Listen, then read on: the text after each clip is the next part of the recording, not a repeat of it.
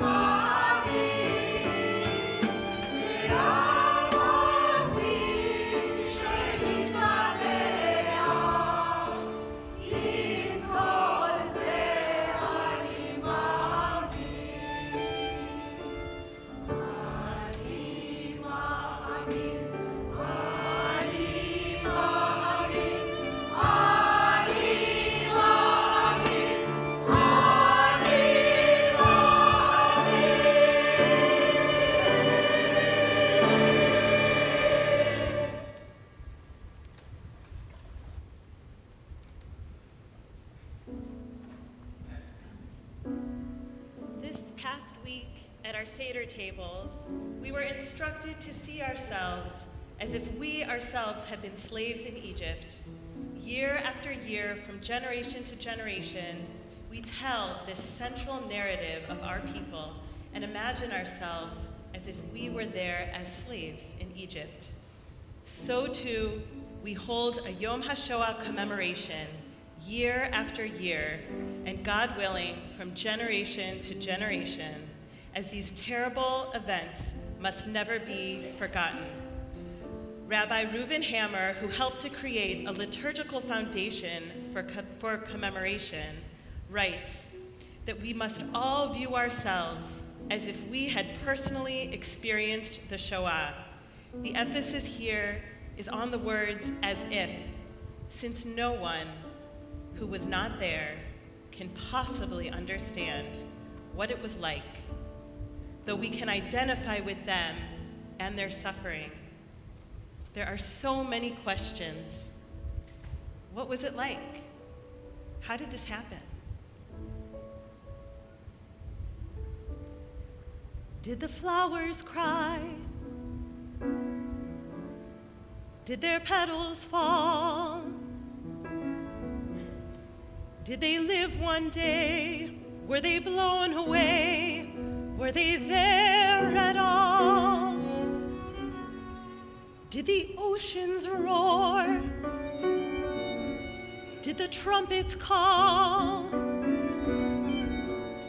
Did they stop to pray on that godless day? Did they care at all? Were their eyes deceived? Were their hearts betrayed? Were their stories told of forgotten souls, of the price they paid? If the world had cried long before the tears, would they not have died? Would they still be here?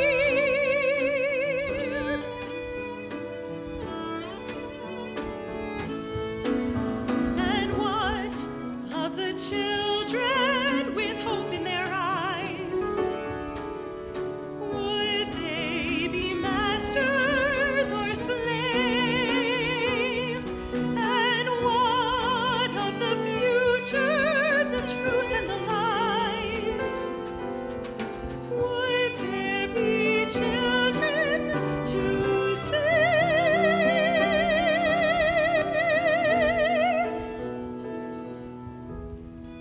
They were much too old. They were much too young. Finding any trace, each remembered face, memories bought and sold. Families without hope, pictures without names.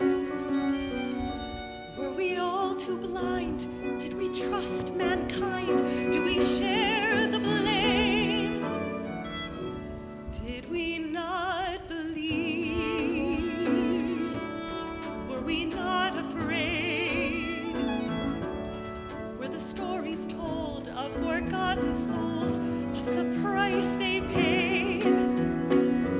If the world had cried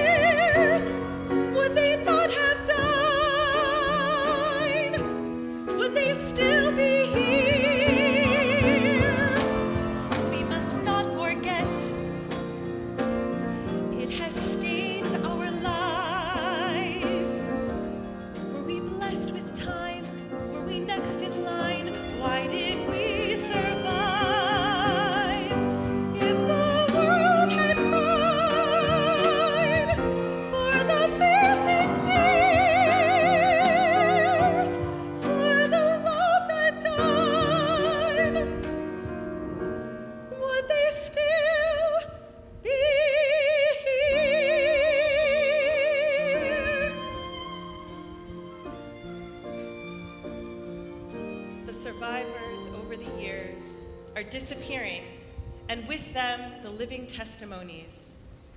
However, we, the children, grandchildren, friends, community, can retell their stories and remember year after year, generation to generation. It will help us to fulfill what has become the new imperative of Jewish life. As Rabbi Philip Schlem said, commemorating Kristallnacht, we know that the memories of the previous generation, which the next generation carries into the future, are imperfect at best. They are a mere echo of the events, times, feelings, and conditions described. This is all the more reason for us to listen as we can to the witnesses of events that preceded us. For in the next generation, it is we who become the witnesses to the witnesses. It is our testimony, 1, 2, or 10 generations removed from the actual events, that will help set the tone for the Jewish future. Last fall, I had the opportunity to co-lead a Park Avenue Synagogue trip to Poland and Germany with Rabbis Cosgrove and Savinor. I returned and walked the place where my grandfather, uncles, and cousins were murdered in Auschwitz-Birkenau. I, together with our entire group, saw, read, and tried to imagine ourselves as if we had been there. There was a sense that we were bearing witness to what had occurred there some 70 years prior. In the slideshow you saw earlier, you saw the places, but of course, none of us can totally understand. Tonight, we have testimonies that you will hear from people within our own Park Avenue Synagogue community. I invite Rebecca Moses to share with us, this is the woman who saved our lives.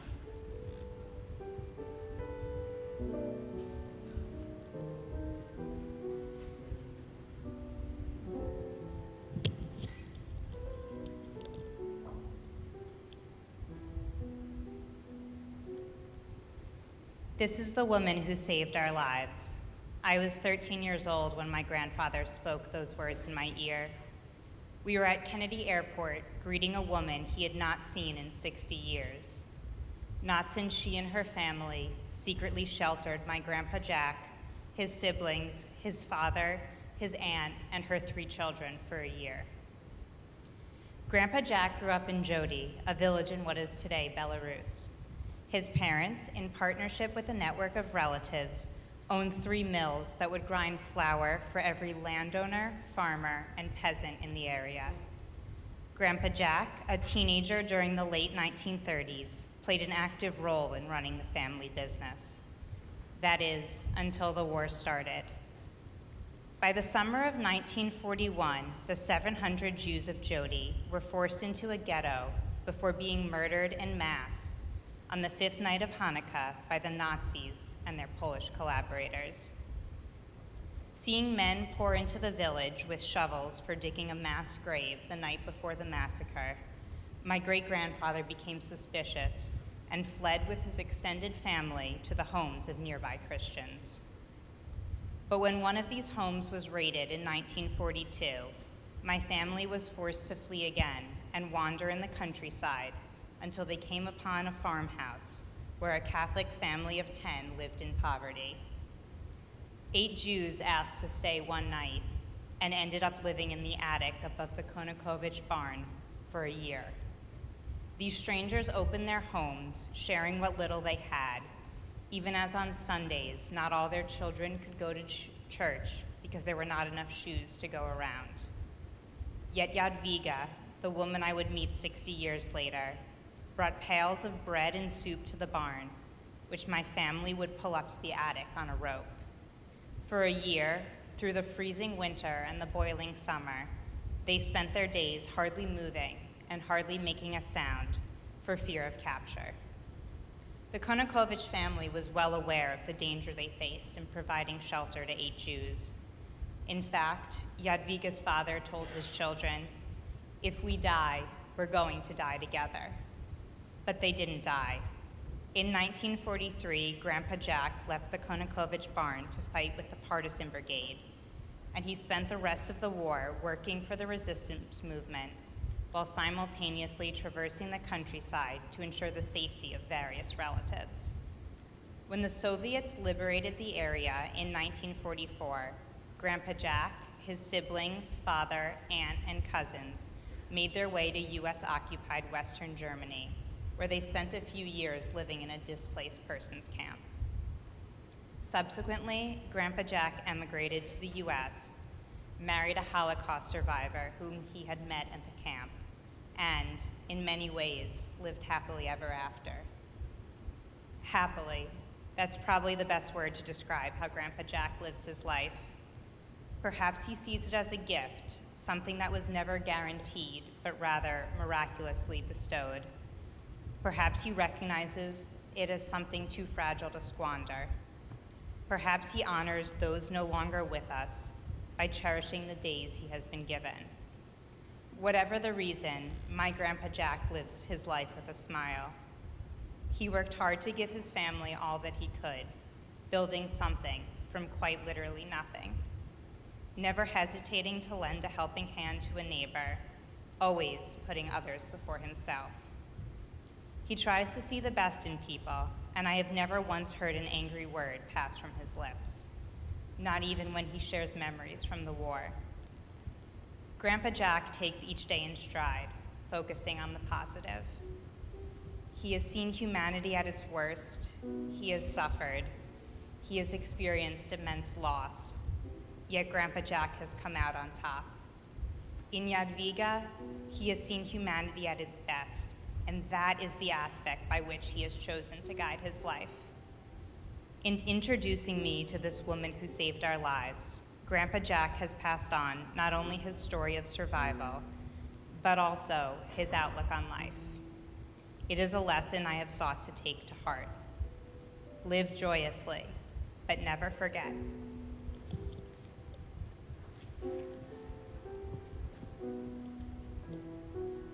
Rebecca, thank you for your beautiful words. Do you want to light a candle? Here. We invite Peter Edelstein to tell Carrying the Torch.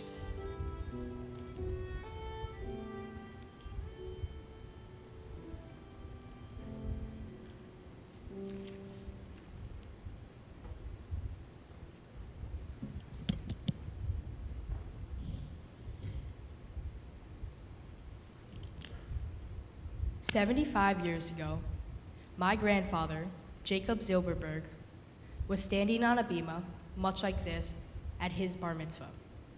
At my own recent bar mitzvah, I read Torah and had a party. For my grandfather, it was tefillin and his first schnapps.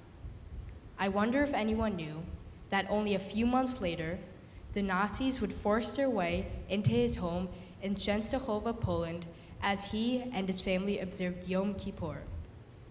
They took away his parents, 2 older brothers, and 3 older sisters. He never saw any of them again. Instead of going to school, playing basketball, and learning how to play the violin, like me, my grandfather, Poppy, spent his teenage years in 6 concentration camps across Poland and Germany.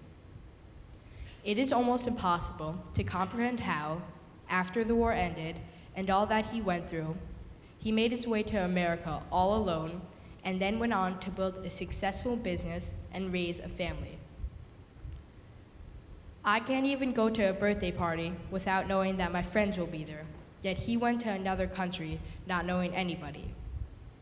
I am amazed at Poppy's drive to survive, considering the circumstances that he was surrounded by. I always find myself thinking about Poppy's story on Hanukkah because they so closely relate. Hanukkah is about the handful of Maccabees who stood up against an army of Greek soldiers and found a way to victory. The Maccabees were a small group of brave soldiers fighting against a large, well-trained Greek army, similar to how my grandfather was a part of a small group of surviving Jews and Holocaust victims who fought their way for years against the overwhelming Nazi Germans. Because we have inherited the will to survive from both the Maccabees and individuals like my grandfather, the Jewish people stand tall and proud today. Standing at my own bar mitzvah, 75 years after Poppy's, I felt lucky that I don't have to confront the same challenges and adversity that Poppy faced. However, I and my generation will have to face different kinds of adversity and threats. We do not have to think further than the horrific attacks a few months ago in Paris and the horrors of recent ongoing acts of violence and terror throughout Israel. It's a different challenge than Poppy faced, but in a way, it is just as difficult and just as important. Just as Poppy fought against hatred, so will I. Just as he stood for his religion, so must I. Now, as a man, I have to take on the responsibilities of the Jewish people and young people all over the world to protect the freedoms of democracy and religion. During Hanukkah, we celebrate that the light of the menorah should have lasted for only one day, but it miraculously lasted for 8. Similarly, my grandfather, if it were up to the Nazis, should have lasted for only one generation, but through his drive to survive, he created a family that will continue on for generations to come. These miracles inspire me to live up to the responsibility and dedication to the Jewish people that I am inheriting. I am grateful for the examples of my grandfather and my grandmother, Aviva, who also lived through the Holocaust and is here with me today. I hope I can live up to their examples.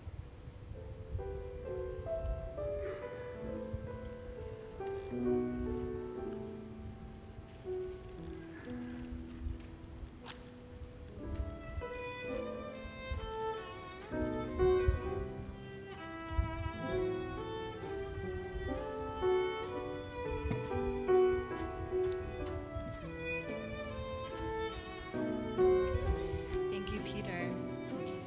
I now invite Pauline Zablo and the teens.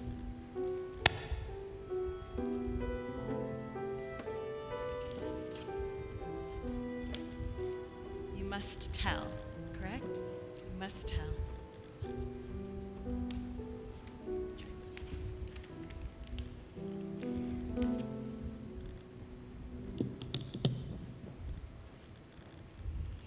Perl, ich darf dir sagen, Pauline, I need to tell you. Mama, sag mir nicht, sie tut mir weh. Mama, please don't tell me it hurts me so. Ich habe gelebt es, du darfst es hören. I lived it, you need to hear it. My beloved mother, Dora Field, she should rest in peace, needed to tell. From the time I was a small child, I didn't hear the fairy tales with happy endings. I heard about the Holocaust, Hitler, and the Nechama.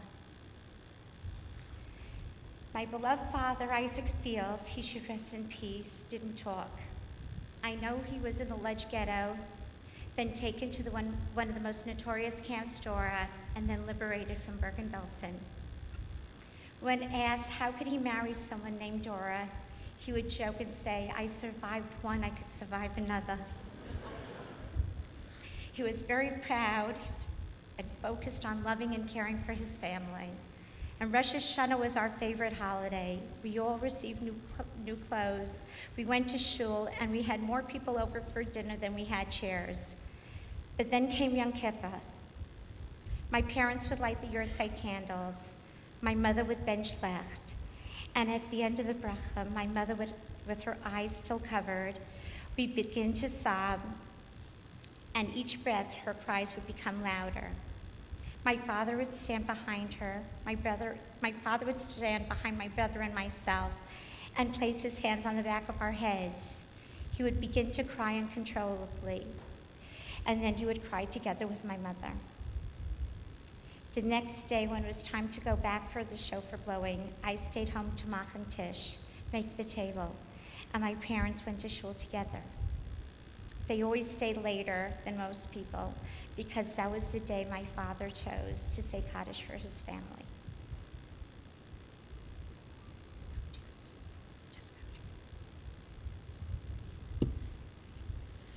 Pauline's Tante Betty was only 2 years old when the war broke out.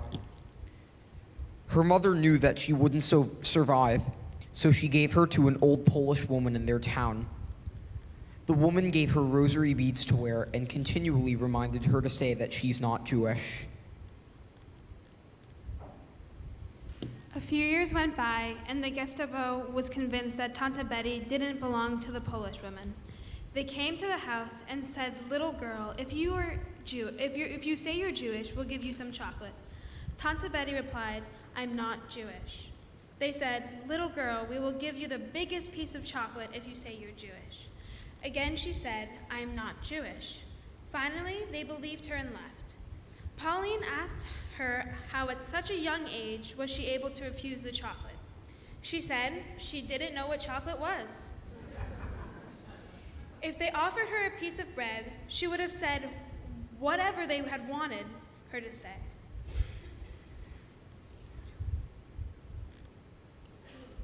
Tante Betty learned years later that her mother went back and tried to see her, but her mother was caught and never seen again.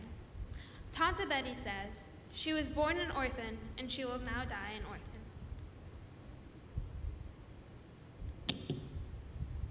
Pauline's Uncle Max, Tante Betty's husband, and the youngest brother, Uncle David, was the last to leave the ghetto.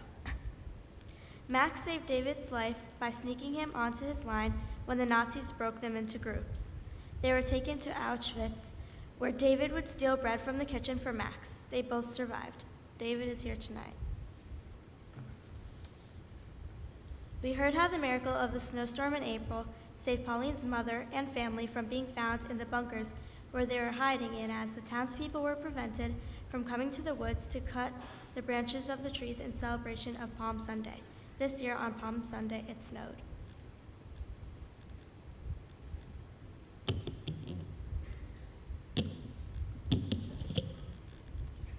On Wednesdays, Pauline takes out a votive, which is a small amount of wax in it.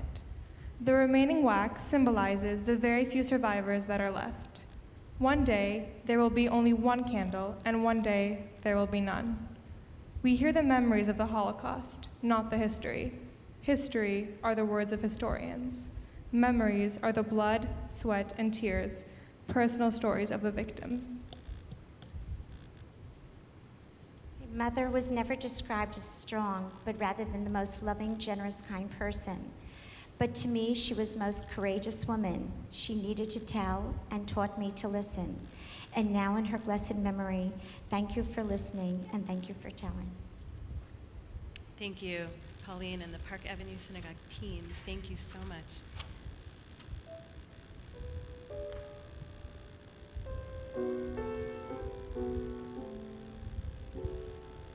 We now call on Marisa Fox Bevilacqua to tell us about unsung heroes of the Holocaust.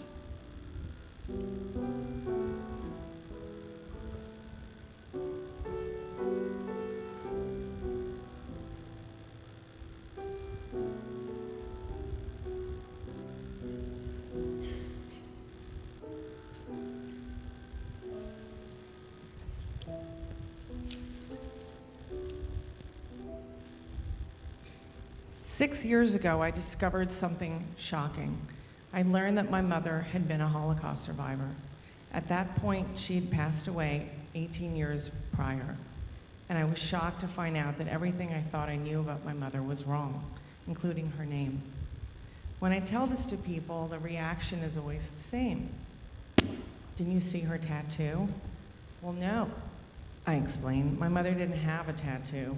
Only Auschwitz prisoners were given tattoos. But I didn't know that until I went to her hometown in Poland and began to put together the truth about her past. Like many Americans, my sense of the Holocaust consisted of a shorthand of the Warsaw Ghetto, of Auschwitz, the notorious death camp where my own grandmother was murdered along with her entire family, and more than 1 million other Jews. Though I had seen a picture of my grandmother growing up, I could never get past the specter of Auschwitz looming over her. When I looked into that sepia-toned portrait, I didn't see a person. I saw a number, 6 million, a figure that's impossible to comprehend, that turns the Holocaust into something very abstract. Numbers are not people. That's exactly why Hitler assigned them.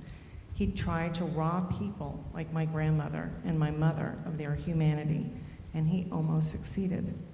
My mother did have a number. She was prisoner number 22853, only it wasn't tattooed on her arm. Hers was an invisible tattoo that left its mark under her skin. I never understood why she could never fall asleep at night or get up in the morning to see us off to school. I never understood why she threatened to sell me off when I misbehaved as a little girl, or would become unhinged during my teenage years each time I announced I was going out, and would have me sit down and watch atrocity footage. I found many of her parent techniques incredibly stifling. I never understood her paranoia, why she told me never to trust anyone, why she would listen in on my phone calls, intercepting when boys would call and say, "But what is it that you really want from my daughter?" She opened all my mail and read my diary. Whenever I asked my mother about her childhood, it didn't make sense. The year she told me she was born made her too young to remember watching the Nazis hack her grandfather's beard or take her 2-year-old cousin and bash him against a wall until he was dead. I grilled her often about how she managed to escape, unlike the rest of her family. "You won't be able to handle it," she would say. Before she died of colon cancer, I pressed her again. "It's too late," she said, her once bright eyes sunken into hollows on her gaunt face. I knew she died with secrets. I just had no idea of the quantity. She always told me never forget, but she wanted to forget. Why? My quest to find the truth didn't win me any popularity points with my brothers or my father, who believed I should respect my mom's right to privacy. But I pressed on undeterred. As her only daughter, and now a mother too, I needed to make peace with a woman whose love often felt more like thorn than rose. I also thought of the Holocaust deniers out there, who seem to rear their ugly, insidious heads with more frequency and fervor lately, and quickly surmised that my mom's privacy had to be sacrificed for a greater good. When I was a student at Northwestern, there was a tenured assistant professor of electrical engineering called Arthur Butts. He had written a book called The Hoax of the 20th Century, the case against the presumed extermination of European Jewry. I demanded that his tenure be revoked and that the university release a statement condemning his use of academia to advance his racist ideology. The book had been published years before I showed up, but the neo-Nazis had marched in Skokie a few years earlier. There was a very active white power hotline in Chicago, and I thought the school should take a stand. I wrote an editorial in the Daily Northwestern and got some immediate hate mail from neo-Nazi groups all over the country.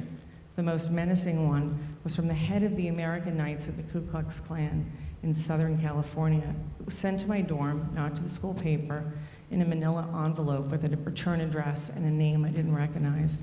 The letter was typed. It spewed racist vitriol and a series of threats. I stupidly told my mother, who panicked and insisted I come home and immediately change my name. "No," I told her, "I will not."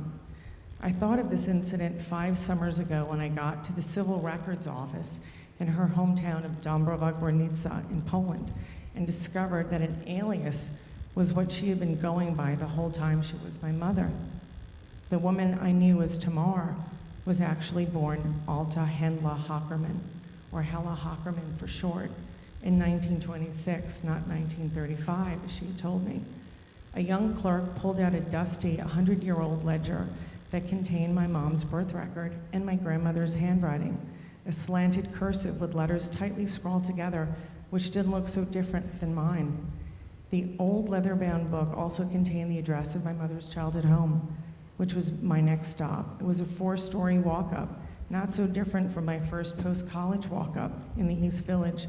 There weren't fire escapes outside the window, but it too was built at the turn of the century, with tile floors in the lobby and dark, dingy hallways. I searched the building's big iron doorways for mezuzah markings and found one on the 2nd floor. I found out later that had been her childhood apartment. When I returned home to New York after that first trip, I wanted to know more. I contacted a genealogist from the Jewish Records Index in Poland, a group that's been actively trying to collect all Jewish vital records from all over Poland to help people like me connect with the past that Hitler tried to wipe out. They helped me trace my family tree back to the 1700s in Krakow and put me in touch with someone at the U.S. Holocaust Memorial Museum to help me navigate the International Tracing Service of the Red Cross, which kept records of every single inmate of every camp during World War II, including displaced persons camps. Turns out those records, 30 million of them, had been locked up in Bad Arolsen, Germany, only made public 3 years before I started my search. I submitted my mom's name, and within 2 days I got an email from somebody at the U.S. Holocaust Museum, and it informed me that my mother had been imprisoned in a slave labor camp called Gabbersdorf from January 1941 until she was liberated in May 1945. I didn't know whether to jump up or cry. Instead, I stopped running and caught my breath. She had been in a camp for 4.5 years, starting from the age of 14, when she should have been in high school. I learned Gabbersdorf was one of 11 all-women's camps in the town of Trutnov, Czech Republic, or Trutnov as it was then known, annexed as Sudetenland. I learned there had been a hidden diary found that 60 girls had written in that a daughter of a survivor saw by the side of her mother's bedside when she died. Let me email her on the off chance that your mother wrote in it, the genealogist I befriended offered. It's a long shot, but you never know. The next day, I received a JPEG in the mail, an email with a JPEG attachment. I opened it and immediately recognized the handwriting. It was my mother's. Let these foggy pages remind you of the awful, tragic comedy taking place within these gray camp walls, she had written in Polish. In memory of our shared misery, Hela Behira Hockerman. Yet another, November 27th, 1942. Yet another name I had never heard of, Behira, which means light or clarity in Hebrew. There was nothing abstract about this page. Less than a year later, I found myself staring at those gray camp walls in the foothills of snow-capped mountains in the Czech Republic. It was May, close to the anniversary of her liberation. I had a copy of a line drawing that a survivor sent me from a British POW as the car pulled up to the rusty iron front gates. There was no plaque announcing that this had been a concentration camp.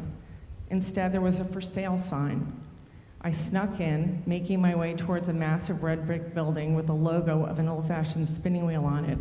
I walked up crumbling front stairs, opened a creaky door, and found myself inside the main factory. The stink of decay was everywhere.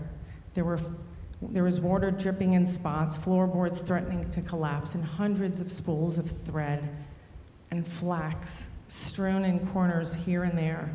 It had been a spinning factory where my mother and 400 other, mainly Polish Jewish girls, had been trafficked and exploited during the Holocaust, turning flax into thread that was used to sew together Nazi uniforms.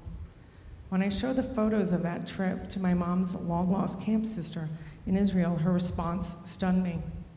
When we were there, we thought we were in hell, she said. But after we got out, we realized it was heaven. In other words, how could their travails compare to the stories of gas chambers and crematoria?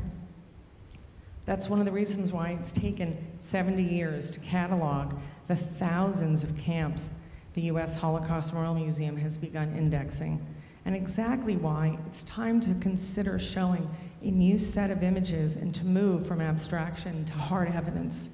The Holocaust isn't just about tattoos and men and the dead. It's also a story of factories and flax, of historical records, of hidden diaries, of the living, who not only had to survive the camps, but the rest of their lives, trapped with memories they wanted to forget. It is also my story, which I had to discover by facing places that are shocking. Shocking because of their pasts, shocking because some are still standing or have been torn down without a sense of historical obligation, shocking that no one knows about them. That's why this May 9th, I'm heading back to Trutnov to celebrate my mother's liberation and to pay homage to the 5,000 girls, including a woman who I have the honor of being with right now, whose stories are yet to be told because the traditional Holocaust narrative omitted them. I hope to change, or rather open up this conversation to include women whose daily struggles to survive against incomprehensible cruelty, and yes, that includes sexual violence, will finally be recognized with a monument I worked on for the past year, and that will be unveiled next week. I'll be joined by women survivors whose valor is no less worthy than those of macho partisans or ghetto fighters whose acts of quiet defiance are no less heroic. And I intend to continue fighting until their stories are told through a book and my film by a thread. To me, the Holocaust is not about striped pajamas and gas chambers anymore. It's about the thread that both saved and enslaved my mother and all of her camp sisters and all 5,000 women who were stuck in 11 camps in just one town that was part of a much greater network of hundreds and hundreds of camps. I hope my story shocks a new generation out of complacency so the Holocaust continues to shock. So much so that the only ones who will be silenced will be people like Ken Livingstone in the UK and Arthur Butts at Northwestern, not people like my mother and the women I've had the honor of interviewing. I hope that instead of merely lighting candles and thinking of the dead, we remember the living and hear their stories, because to say never forget means nothing if we don't even know what to forget. Thank you so very much for your words.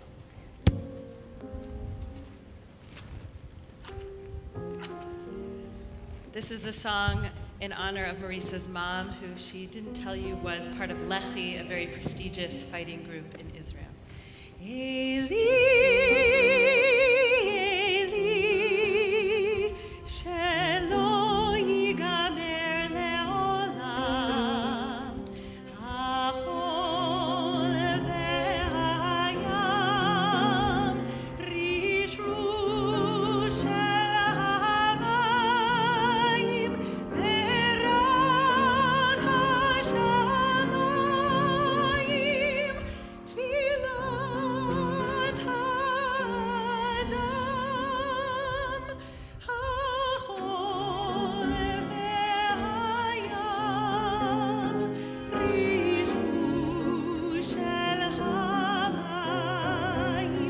ve'ran hashamayim,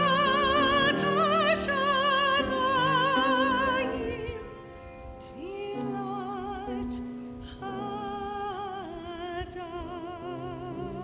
ha'adam.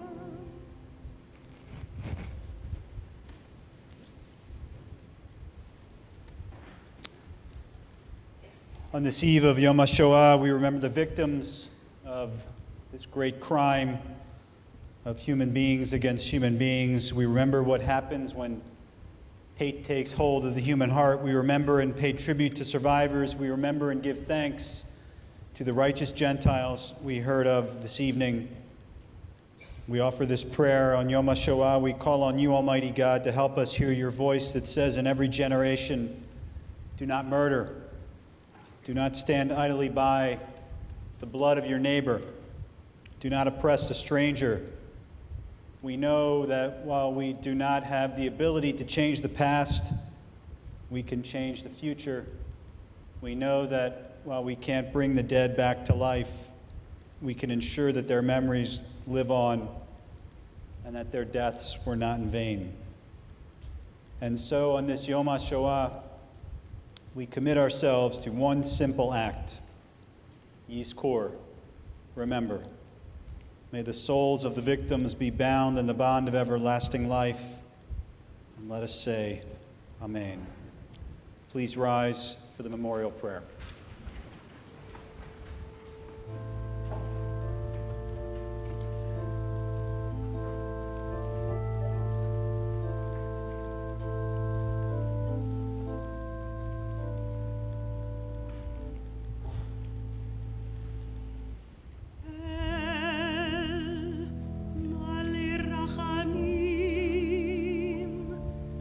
Shochen b'mromi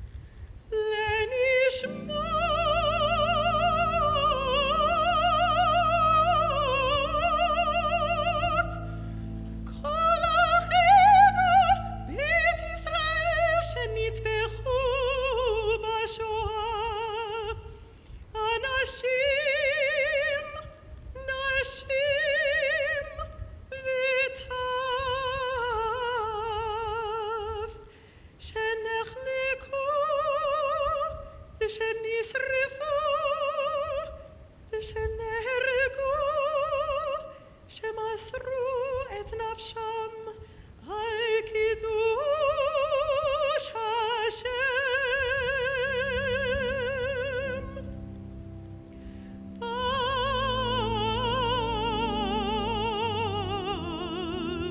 בעבור שאנו מתפללים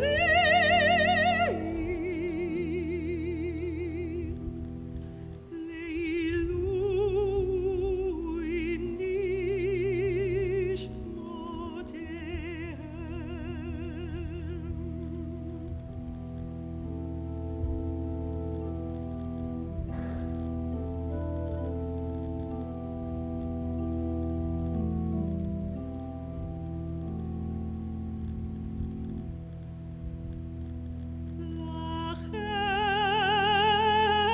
לכן בעל הרחמים יסתירם בסתר כנפיו לעולמים,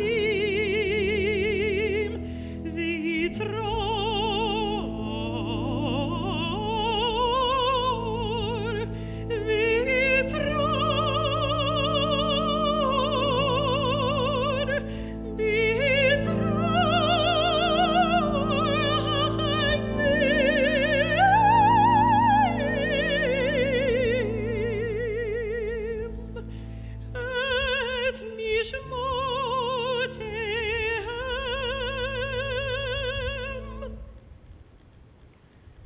בגן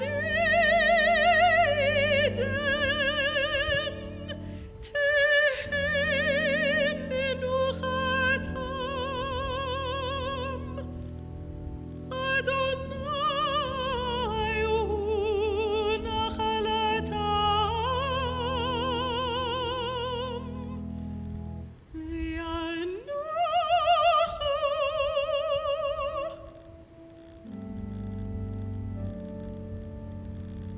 בשלום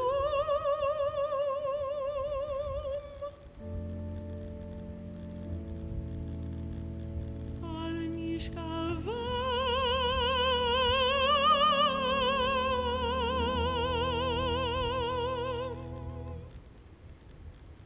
ונאמר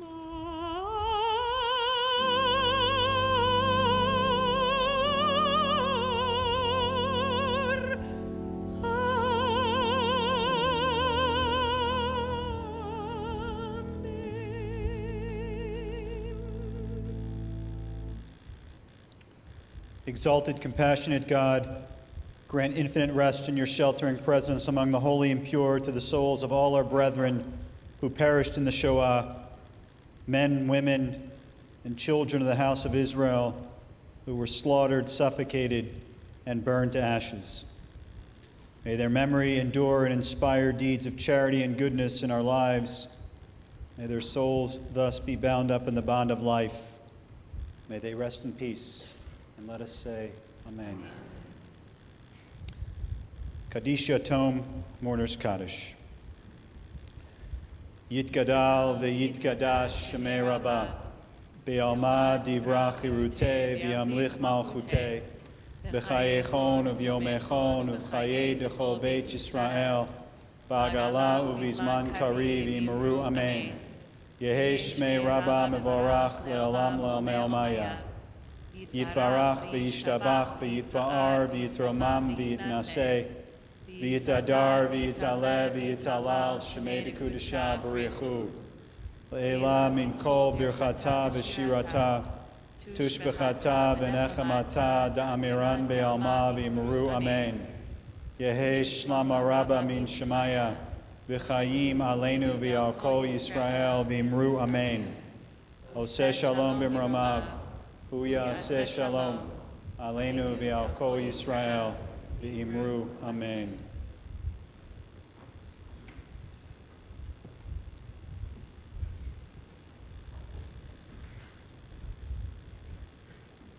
As we invite congregation, you may be seated.